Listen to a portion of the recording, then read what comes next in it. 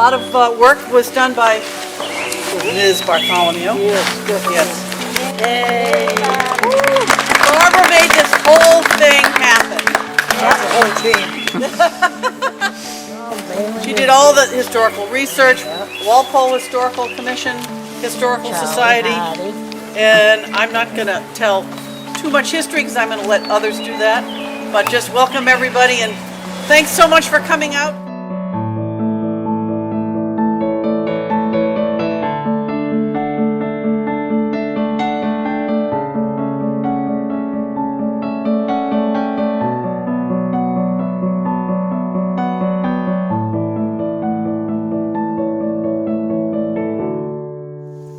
I'm Jerry Tasker, and on behalf of the Norfolk Historical Commission, welcome to Fales Memorial Park Preserve. It's so nice to see all of you here today, and I thank you for coming. I would like to acknowledge some special guests that we have here. Our town administrator, Justin Casanova Davis, right there. We have select board members, Anita Mecklenburg and Kevin Roach. Jim Lehan couldn't be here. Our Eagle Scout, Santo Rizzo, and his family. And many of Barbara's friends and colleagues who were able to be here. Thanks. And also I'd like to mention that one of Barbara's students from Ashland High School, who is now a Norfolk resident, Dennis Hart, is also here.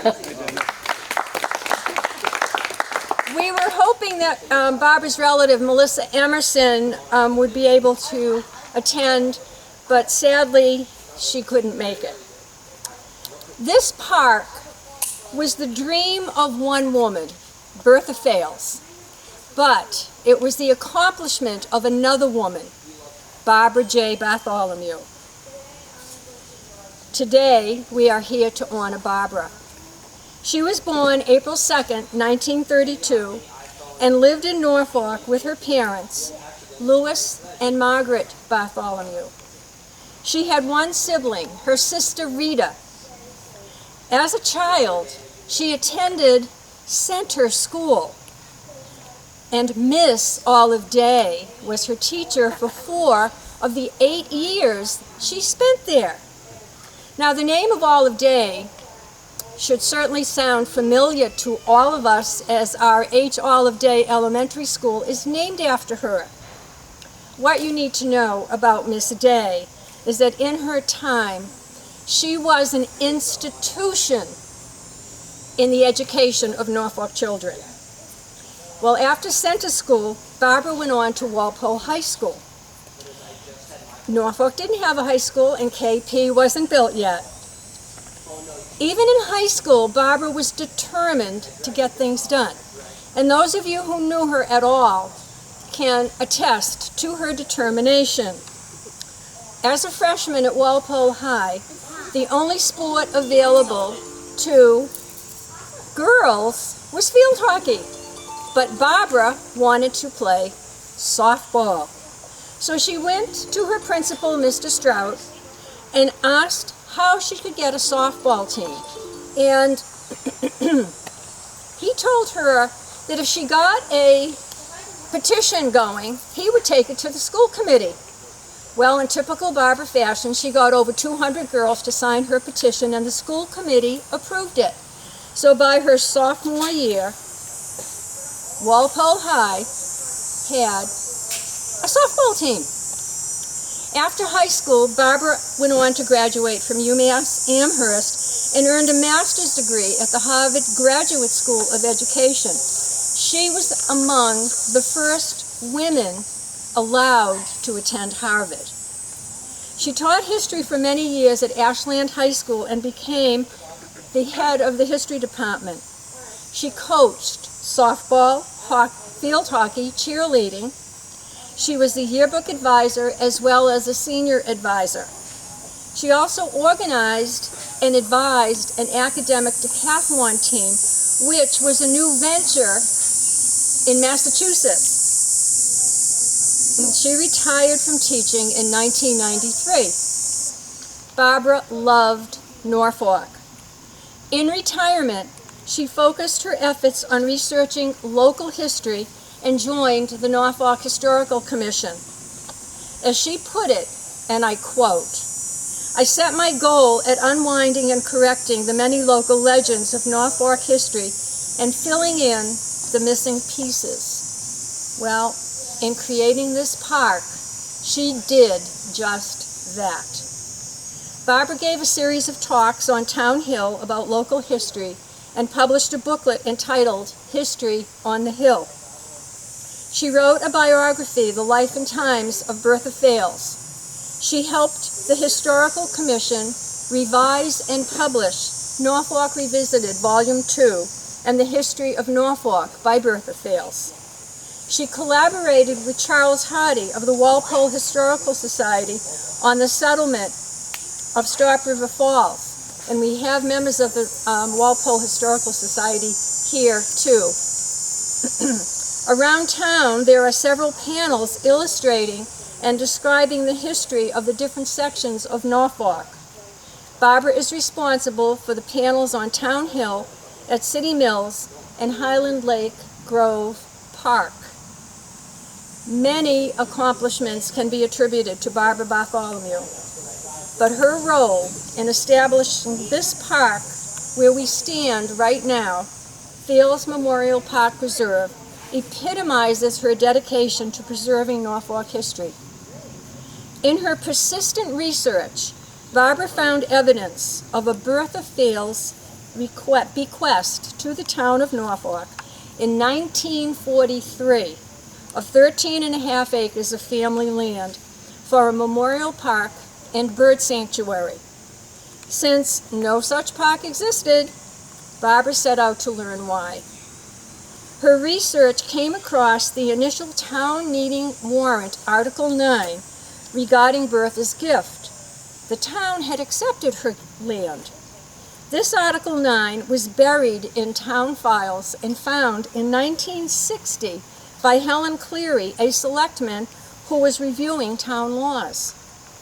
Well, Barbara didn't stop there, and she continued to dig until she found in the files of Landmark Engineering a copy of Bertha's original deed to the land given to the town, as well as a copy of Bertha's handwritten letter giving Fales family land to the town to establish a park. Barbara then learned that Bertha's land gift had been taken by eminent domain in 1980 and absorbed in the Charles River storage area along Stop River. Well, Barbara was determined to find 13.5 acres of open space to create the park that Bertha dreamed of. At that time, the Community Preservation Committee was purchasing land at Highland Lake, so CPC and NHC, the Norfolk Historical Commission, collaborated. At the town meeting on May 13, 2009, a warrant to create Fales Memorial Park Preserve in the northeast area of Highland Lake was approved, a mere 66 years after Bertha's land gift. Barbara also created an historic panel for the park, which is located around the corner on Campbell Street. And I have a copy of the panel leaning up on the picnic table that, so that you'll be able to take a look at it. All of the trails in this park are named after members of the Fales family, who were among the early settlers and leaders of Norfolk. It is fascinating to note that the land we're standing on originally belonged to the Fales family, but it was located in Walpole and didn't become part of Norfolk until the town was incorporated in 1870. In 1849, Silas Fales, Bertha's grandfather, owned acres of land and sold this portion of land to grant railroad access. He used the money from the land to build the the lovely large orange colonial that you can see around the corner at 31 Campbell Street. His son, Silas E. Fales, was Norfolk's first town clerk, and the grove that surrounds us was named after his daughter, Bertha, who in addition to her land donation wrote the history of Norfolk. When Barbara passed away in 2023, the Norfolk Historical Commission decided that the best way to honor her would be to place a bench in her memory on this site. Commission members walked the park, accompanied by conservation agent Caitlin Nover, to determine how we could make this happen. It was evident that much work needed to be done to clear the trails of debris and fallen trees throughout the park from Campbell Street to Main Street. NHC decided to focus on the Campbell Street side of the park where Bertha's Grove is located. To meet this end, we enlisted the help of Eagle Scout candidate Santo Rizzo, who designed his project around our goals. He raised funds and assembled a team of workers. Under Santo's direction, they cleared the trails of fallen trees and other debris, added wood chips at the Campbell Street entrance up into the woods, installed a park rule signs, trail signs, and trailblazers. Santo built and hung several bird houses that can be seen at the entrance and in and around Bertha's Grove, a very fitting addition since Bertha's desire to have her land become a bird sanctuary. Santa replaced the old bench, installed a second bench, and relocated the picnic table. Choosing a bench design became a problem, or a challenge, as we say. But upon the advice of Barry LaRiviere at DPW, NHC decided to stay with the original bench design that Barbara herself had chosen. She loved to sit and gaze at the lake right there. As you look around the park, I am sure that you can appreciate the wonderful job that Santo and his crew have done. On a personal note, I came to know Barbara very well as we collaborated to publish The History of Norfolk by Bertha Fales. I think Barbara had the manuscript of Bertha memorized, because as I was preparing the manuscript for publication, anytime I had a question, she always had the answer. And whenever she came up with a new bit of information, she would call me, and I could just hear the excitement in her voice about her discoveries. I miss those conversations, and I miss our dear commission member, Barbara Bartholomew. At this point, Barbara's friend Lynn Benton would like to share a few words, a few memories, actually. Memories, actually. Memories. Many memories. Thank you. And thank you, Santo, for everything you've done. First of all, I'm not going to have all the specific dates, and I'm not going to dot the I and cross the T, because I know Barbara from stories. Barbara, every time I talked to Barbara, it was stories. And let me tell you how I first met her. I live at the end of King Philip Trail. There's a cul-de-sac. We have a pretty far driveway. All of a sudden, this car drives all the way up the driveway and just sits there and stops the engine and rolls down the windows.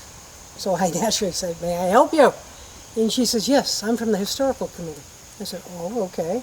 She said, "See my car?" And it was, if you know Barbara, it was stuffed with papers and folders and boxes and everything. And she said, "I've got a lot of information to share with you about Highland Lake Park." I said, "Oh, that's interesting." She says, "So go grab a couple chairs and we'll see how far we can walk down back to the river in Highland Lake." So I'm not kidding, if you knew Barbara, she was a force to be reckoned with, right? I mean, she was fun-loving, caring, loved her family, and loved history. But she sort of told you without any, edit routine what she wanted you to do and how she wanted you to do it. So I did.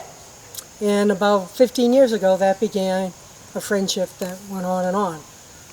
So I've written a few of my stuff that I remember from her. So the first time I went down, carrying the chairs, because she walked down with a map and different things, she went back not only to Bertha Fales' time, she went back to the 1600s and the Native Americans. And she said, now, you know this river, actually in the 1600s, so I've got documented proof there was salmon down there. That's before all the dams and all the Boston stuff went on. And she said, and right at the edge of your property is a weir, or a fish ladder. And Barbara hiked up her pants, and out she goes into the river and shows me where all the rocks are and everything. And, you know, and there's where the first mill tried, the sawmill, and they dug it deep, and they tried to do this and that. So she just went through everything. Because from the Native American time to the, and I was talking to somebody here about pre-Civil War, this was a dug, you know, didn't have a lake per se. They dug it out, man-made, to make ice, big ice blocks. And if you go around our property and the Sanborn property, you actually will see little foundations of the ice house buildings, and the railroads were used to take all that ice into Boston. So Barbara and I had to trudge through all that and go through that. But what happened is after the Civil War, the railroads, again, this is all story, so I'm not looking this up and don't have scientific data, but what happened, she said, the railroads couldn't get enough business to come out here. So they helped create Highland Lake Park. And the park was even dedicated by the President of the United States. It had playgrounds, horsing areas, it had cooking, ballroom dancing, world famous boxers, everything. So she had it all placed on all the King Philip and Highland Lake land. And there she went and said, you know, the next thing I need you to do is gather all the residents around, and I'm going to give them a lecture on this. And I did. You did what Barbara said. Oh, you got the wrath of Barbara. And I mean this in the kindest way. She would love me talking about her this way. Once she fell, and it was during the COVID time, and ended up in a nursing home. Melissa, who couldn't make it, and we used to talk with her about an hour and a half. She'd get up at 5:30 and get the cleaning crew to give her a cup of coffee, and then call me up at 5:30 in the morning and tell me more stories. So this is a little bit of what I have. All right, so let me get to, you told about when she was born. For those younger people that don't remember that era, I'm going to go a little bit about her parents, not the dates and all, but the stories. She said her father, during World War I, joined the Merchant Marines at 14. He's supposed to be 18, but he lied about his age. She said, you never should do that. But he lied, and he became an auto mechanic. Now that's important because later, when Barbara went to drive a car, her dad would not, father and mother, her father would not let her drive a car until she could change a tire, put chains on, do oil changes, and basically do the Kevin Roach job of repair. In other words, she had to do the repairs. And if she couldn't do that and prove it to her father, she couldn't drive the car. She did go to Walpole. She was among 20 students that went to Walpole High. And it was either going to be Walpole or Rentham, I believe, was the other. There's 2 school buses. And what she also said, not only did she get a petition going to get softball, but it was only one coach, only one woman coach. So she had to get the field hockey coach, who knew nothing about softball, to learn how to coach it. So then what happened is the field hockey coach said, well, if I got to learn softball, you got to learn field hockey. And she became the god for field hockey. Long story, that comes up later in her life as well. She did end up going to UMass, and on weekends she came home. Now, what a lot of people don't know, her specialty was, yes, history, but research as well. And we know, for those of us that know her, she did fabulous research. She worked with some of the people here. I mean, she'd spend time in libraries, she'd spend time going through all the old documents and everything else.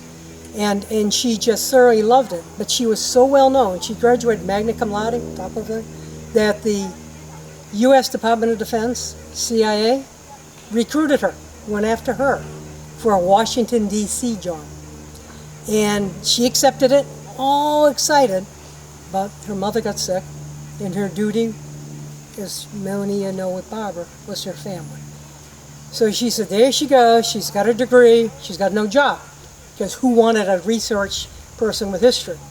So she did end up going to Harvard, and she had only one other woman, female, in her classes, and she talks about all the biases of the professor starting out each lecture with, you shouldn't be here, to the females. But she got her teaching certificate, and I'm going to talk about Ashland in a minute. She also then went on to get her master's in economic policy. So she had the both, and that's where Barbara and I connected a little bit. If I hadn't got, I didn't think I was going to go to college. 15 years later, I did 15 years of night school. But the issue was, I got scholarships, and therefore I went into business. My preference was history. I loved history. And so then I combined my history with my business degree, and Barbara and I connected and a lot of friends. And if she actually came up to me once and said, in one of her drives up, she said, you know, you read pretty good. You're not as dumb as I thought you were going to be. And Ken, and that's who she was, right? It's what first thought went through her mind. All right? So remember, in terms of the timing, kids, in Norfolk, you didn't have a store per se. You had trucks that came around when she grew up that sold fish and meat and baked goods. She bought World War II savings stamps and bonds. In college, she went through the Korean War, and she was a teacher during the Vietnam War. She knew all her students. Now, one of the things you brought up, I'm skipping because of some of it, Miss Day had a significant influence. And where's your husband, Bob? Where? Red Sox guy. All right, there you are. You took your hat off. Miss Day took her into the Red Sox, her first time into the Red Sox. Anybody not know that Barbara was a huge fan of the Red Sox? So it was so appropriate when I first came up. I'm walking up, and this fellow with a Red Sox hat comes up, and we're talking about how they may not make the wild card, and how bad the pitching was, and how they give up more home. It was just like talking to Barbara. You know, you always had a critique of the Red Sox. But what I'll tell you, she always said, don't forget, there's a brick there that I got for Miss Day, Gate B, Section 12. So she said, never go there unless you go see my brick. So, I mean, that's who, again, the stories, you know. And I could go on, and I won't bore you on all that. But she had a ball with that stuff. All right. So, what else did I have? She was 38 years as a teacher. And I'm looking to you because you're over in Ashland. Now, she loved her kids. Loved her kids. And I remember some of my teachers, but she could tell you every teacher's name. Her teachers and what subjects they did. She could tell you every student's name and what they did, good, better, and different. If I happen to marry, and she's going to kill me, but Terry Sanborn is a very good friend of ours. And if I used Terry in my conversation with Barbara, she'd say, and her mother. I was on the softball team, and she was supposed to just let the ball go because I wanted the next person up. But no, what does she do? She hits a grand slam and wins the game. So, I mean, she had story. You could not bring something up without her bringing up a story. So she had over 5,000 students and athletes, and she kept track of them. And they came back and saw her. So she had, and she listed, very proud of them, she had a director of the Peace Corps, she had, of course, teachers, she had neurosurgeons, she had police and firemen, lawyers, carpenters, and she went on and could tell me a story about all of them. Now, what I understand what she did with history, she said, you know, I don't like the way they teach history. They teach it from way back when and bring it forward. Well, who the heck cares? She said, so you start with today, and then you go backwards.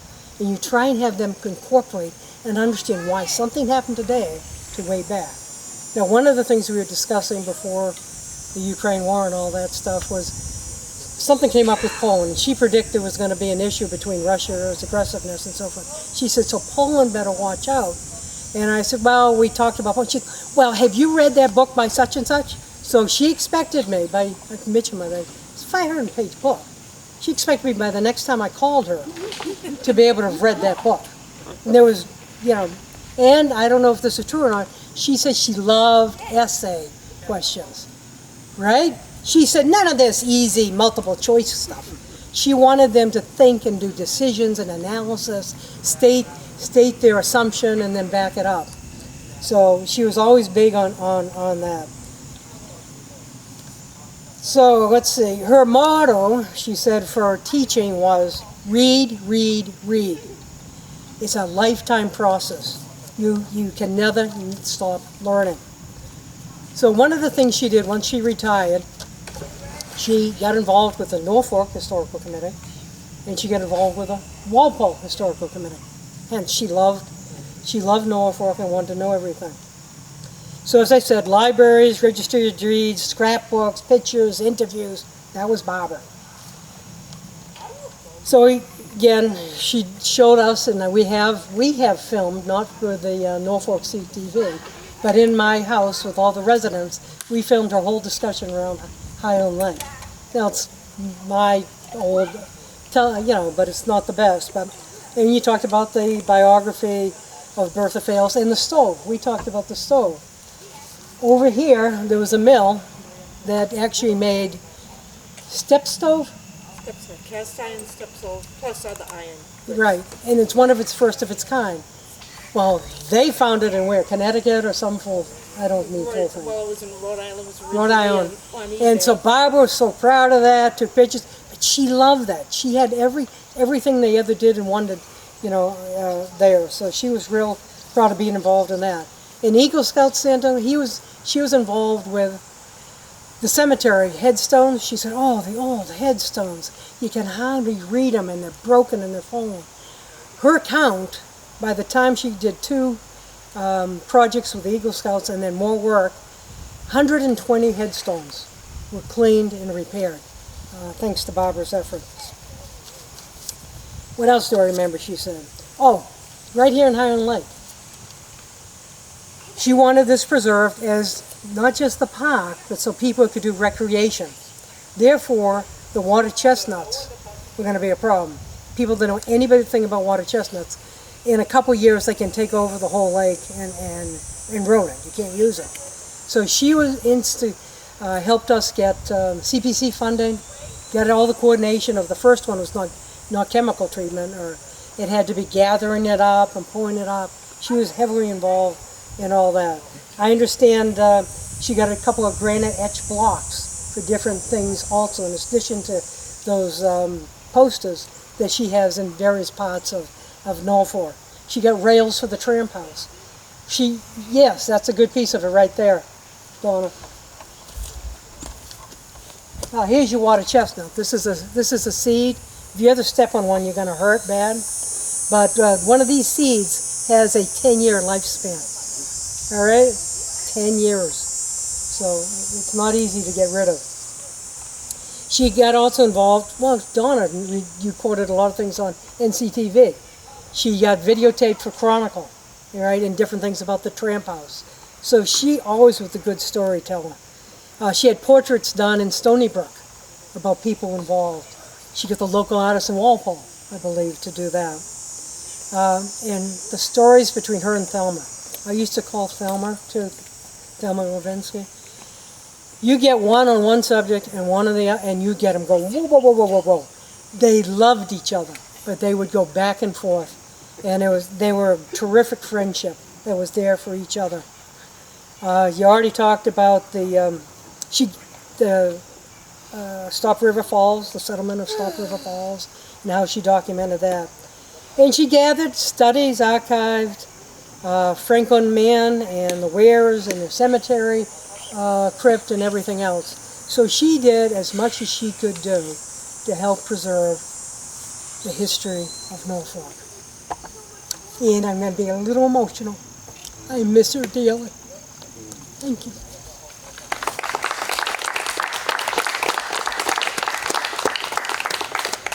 you, Lynn. That was just wonderful. Just so many stories, brought back memories, too. Town Administrator Justin Casanova Davis would like to make a statement. Justin, Yeah. thank you for being here. No problem. Thank you. Good afternoon, everyone. I just want to quickly say that it's just a pleasure to be here. I want to thank Jerry, the Historical Commission, but also thank her friends, her former students, and other colleagues and loved ones. I didn't get to know Miss Bartholomew, but I did watch the opening ceremony of when this park opened, and I could tell her passion for the town, for this park. And you can hear from the stories. She was a very passionate woman, but she really cared about the town. That's what matters. And the fact that we're all here tells you how much we cared about her as well. So I just want to take the opportunity to thank you all, thank Jerry and the Historical Commission for inviting me here, and it's a pleasure to be here. But I also want to take a moment to just really quickly thank Santo for his work that he did here. It's great to see young men be civically engaged and care about nature, open space, and doing things like that. So all those badges that are on your chest over there, I think is a good representation of you. I just want to tell you I'm proud of you, and I'm sure your family's very proud of you as well. So thank you for the work that you did here. Thank you for inviting me, and it's great to see all of you here. And thank you, Jared. Thank you. Thank you, Justin. Select Board Member Anita Mecklenburg would like to say a few words. Hi, I just want to echo what Justin has said. That's amazing. We've watched a lot of Olympics lately. It's been on the TV constantly, and as you watch the Olympics, you see the amount of training and the amount of energy to compete at that level is just mind-boggling. And one of the events that you watch is the relay, where somebody takes something and passes the baton to the next baton to the next baton. And it doesn't happen casually, as you see how those athletes are performing at such a high level. And when I did the learning, like Justin was saying, about the history of this park and about these amazing women, I was inspired, and I thought of it like a relay team. It's inspired by Bertha Fales' dedication to her community and to nature, and understanding how that was important. And Barbara was definitely the anchor on the team. Like, she was the anchor on the team, but there's so many other names that happen along with it, whether it's Helen Curie and Ken Woods or Charles Hardy, the Norfolk Historical Commission or the Community Preservation. The Norfolk Cable plays a role in this relay for this park. And I think that if we could bring Barbara here right now and say, do you want this gold medal, or do you want to sit and look at the lake, she would choose the bench. And so this is an excellent and fitting, memorial, thank you, memorial for her work. So thank you to everybody here, and thank you very much.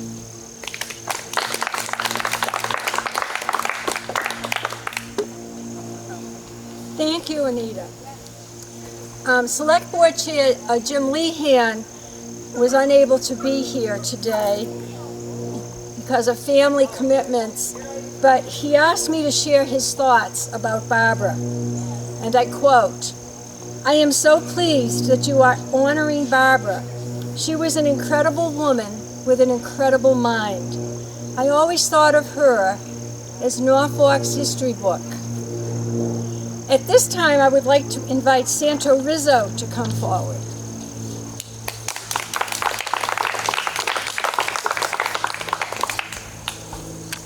Santo, on behalf of the Norfolk Historical Commission and the town of Norfolk, I would like to thank you for your diligence and hard work and all of the chores that you did to make this day possible. I am sure that your parents are proud of you as well. Congratulations on earning the status of Eagle Scout, and I would like to present you with this Achievement Award for your hard work and dedication to helping us out. Try to share the camera. I mean, thank you guys for coming out. It means a lot that a lot of people actually care about this park and the place. It's gorgeous here, and I'm glad that we can share it with the community. Thank you. Thank you guys. We'd like to take a picture.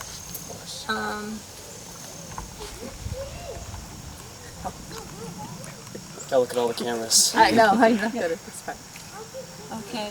And Santos family, could they come up, please? Thank you. Why don't you ask your mom to hold that so we can reveal them? All right, and now, for the reason we're here, we're going to unveil the plaque on the bench. Can we make sure while it's taped though, Jerry, I think I forgot it. One of the things I want to make sure people are aware of, when Barbara first started doing this project of this area, you saw it bad, but Barbara even saw it worse. She got the Lions involved, and Lions helped make the first pass, and the DPW and Barry, she loved them.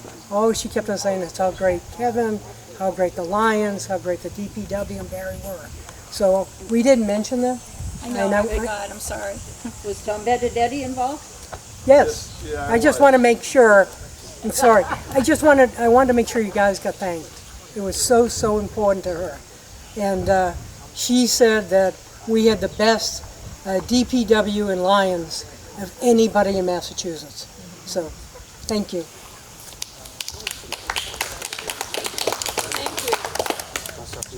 Yeah, just start from there.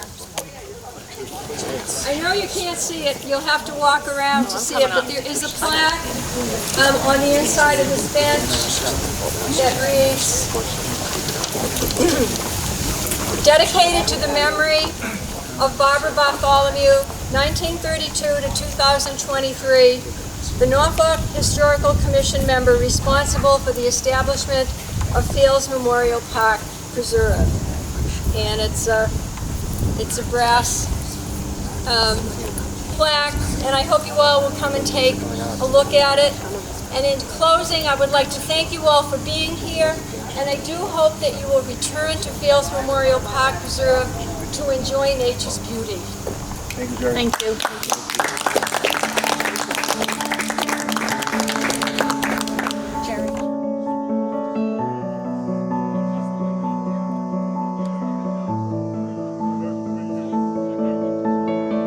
Barbara was big on flowers, and her mother's favorite was pansies, and she had lots of stories of them.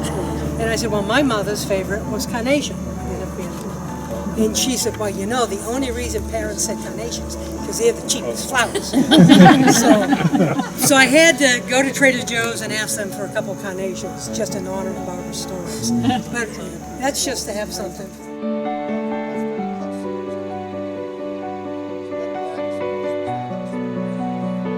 When I was with Santo, the first day that he brought, I want to say there were maybe 18 scouts who came to help the very first day to clear from the Trubades. And almost every parent, apart from one, said, I had no idea this place even existed. And so that's just like exciting in that respect to see, you know, that just bringing those families here. They were like, they've lived in town for a really long time. They have kids who are really active, outdoor kids, but just didn't even know this was here. So it's really a great opportunity to bring more people here. I didn't know about it until either, so the boys knew about it. On top of that, I think we all need to appreciate the fact. Thank you so much, Jerry, for reaching out to me and to everybody here. Yeah, that's very, very true. It was actually my neighbor, Sarah Petracco. Sarah, yes. Who told me about Santos. Oh, I know somebody that's looking for an Eagle Scout project. And I said, oh, you're my new best friend. What's his name? Thank you all again for being here.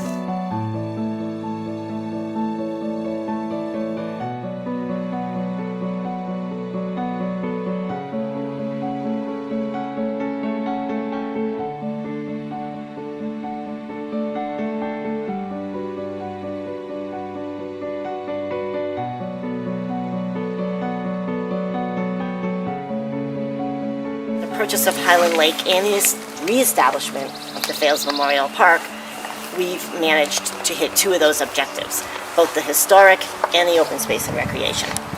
So it really was a win-win for the town. Ultimately though, and I know Betsy already gave all the kudos to Barbara, without Barbara, this would not have been a reality, I don't think. Not for a very long time anyway. So for all the work that she's done here to make this a reality, we thank her very much.